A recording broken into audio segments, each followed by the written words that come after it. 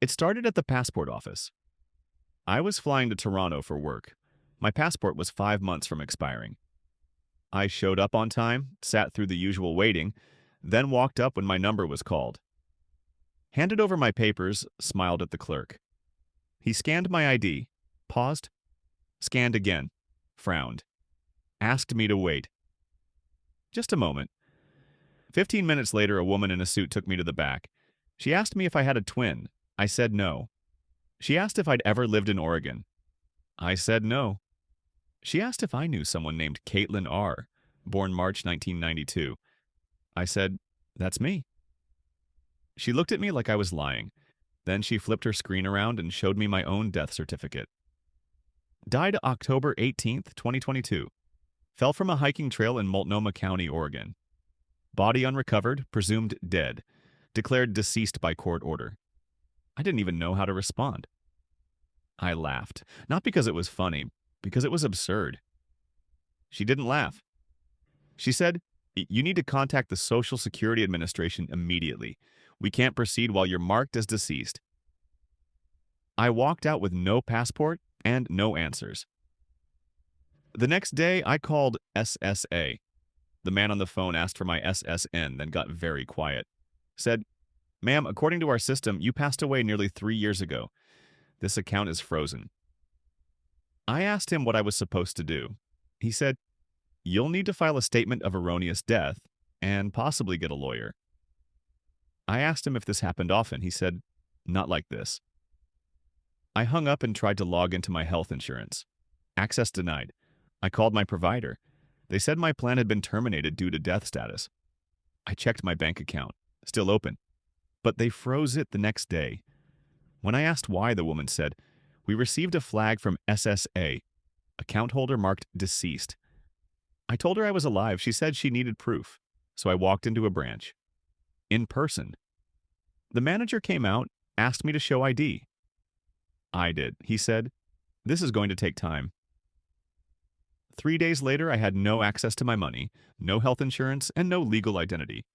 I filed paperwork, started making noise, posted about it online. Got no response until a local journalist reached out.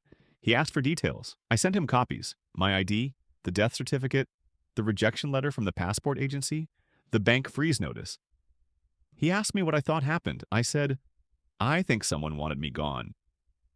Because here's the thing, the woman who died in Oregon, she had my name, my birth date, my social security number. But she didn't look like me. The journalist found a press release from 2022. A hiker went missing after slipping off a cliff at Eagle Creek. No body recovered, just a backpack, some clothes, and identification materials burned in a fire pit nearby. Authorities ruled it an accident, said she probably fell into the river and washed out. The only ID they found? A passport? Mine. Which meant someone, somewhere, had access to it. And someone went to a lot of trouble to make sure the world thought I was dead. So I pulled my credit report. That's when I lost it. There were 2 credit cards I never opened. One rental property in Michigan, an active phone plan under a different address, and a utilities account tied to a house in Spokane, Washington. I don't live in Spokane. Never have. But someone who claimed to be me did, and now I was sitting in a 1-bedroom apartment with no access to anything, no way to prove I was alive, and a sinking feeling that someone else was still using my identity to live a real life, and doing a better job of it. I took a bus to Spokane. Not a flight, not a rental car, because I couldn't book anything under my name anymore. Every official channel was locked. Every ID came back invalid. I had cash, a prepaid phone, and an address tied to a utility bill that was registered to a version of me who never died. I had no plan. Just a screenshot of the house pulled from Google Street View. A small white ranch home. Overgrown lawn, 1 car in the driveway. Quiet street, no cameras. Nothing suspicious, except that whoever lived there was paying for it with my name. I waited outside for over an hour, walked past, twice, no movement. Then, at 5:14 p.m., the door opened, and she stepped out, wearing my face. Not similar, not close. Identical. Same eyes, same nose, same scar under the left eyebrow I got from falling off a bike when I was 6. But her hair was longer, straight, her posture different. shoulders back, head high. She looked like me if I had more confidence, more time, less stress. She didn't see me. She just locked the door, walked to the mailbox, grabbed a handful of envelopes, and walked back inside. I stood frozen. I didn't move until the porch light turned on 2 hours later. I walked up, knocked. The door creaked open a few inches. She looked through the crack, then froze. Her face changed, like she was looking in a mirror and didn't like the reflection.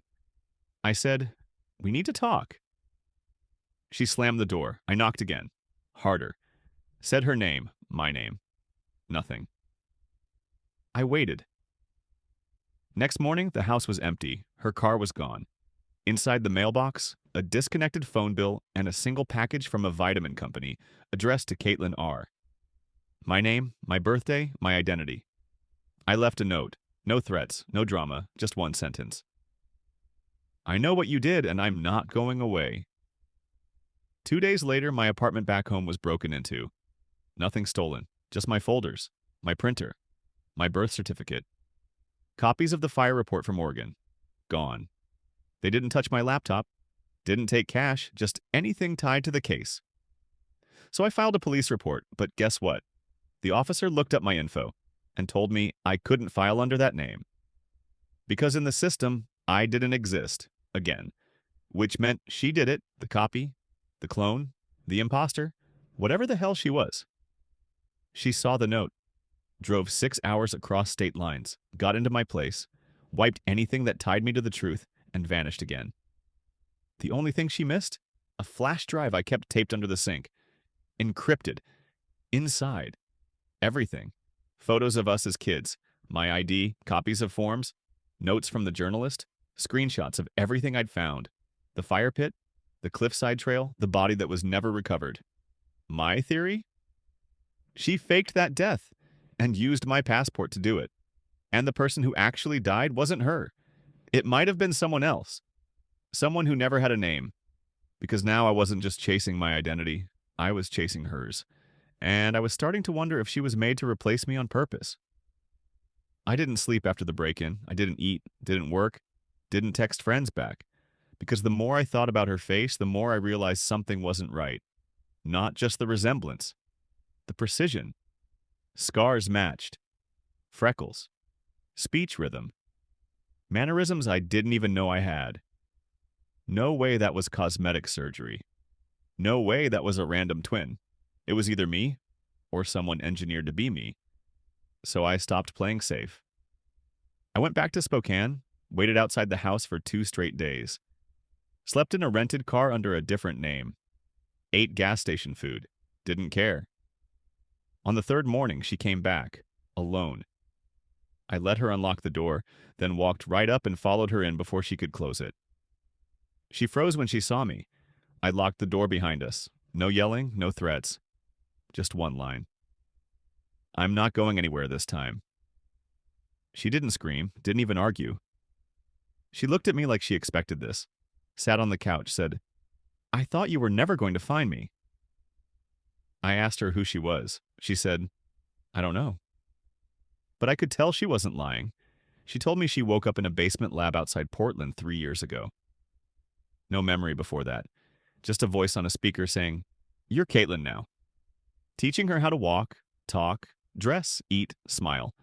Told her to memorize old photos, study social media, learn to move like me. Said she was insurance. She escaped. She doesn't know how. She just remembers alarms, smoke, running barefoot through trees, stealing clothes from a clothesline, hiding for weeks. Then slowly starting a life under my name. Because it was the only name she knew. I asked who made her. She said they called themselves the Contingency Group. No logos, no staff, just voices. She only saw 2 people, both masked, one tall, one with a limp. She remembers blood samples, photos, video footage, a whiteboard with timelines, and a hard drive labeled Failsafe Protocol CR 1992. That's my birth year. I didn't believe her until she pulled out a file from under the floorboard, her version of the flash drive. Encrypted, same format, same photos of me. Except hers had footage of the lab, Blurred, grayscale, but enough. Cots, fridges, syringes, footage of her learning to walk again, repeating my name over and over in the dark. I didn't cry. I asked her if she knew who I was now. She said, "You're the original." I asked her why they chose me. She said, "Because you were disposable." Quiet. Alone. No one who would fight back. They were wrong, because now I knew everything, and I had a choice. I could report her, blow it all up, force the system to look at both of us, risk everything, trial, media, exposure, or I could use her, let her keep the fake life. While I burned the group to the ground from the shadows, I picked option 2. I gave her a burner phone, one number, mine.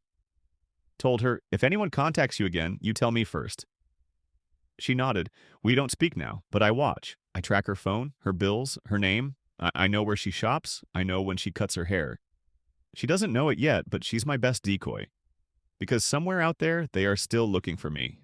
And when they find her, thinking they've found me, and I'll be ready. And this time, they'll be the ones who disappear.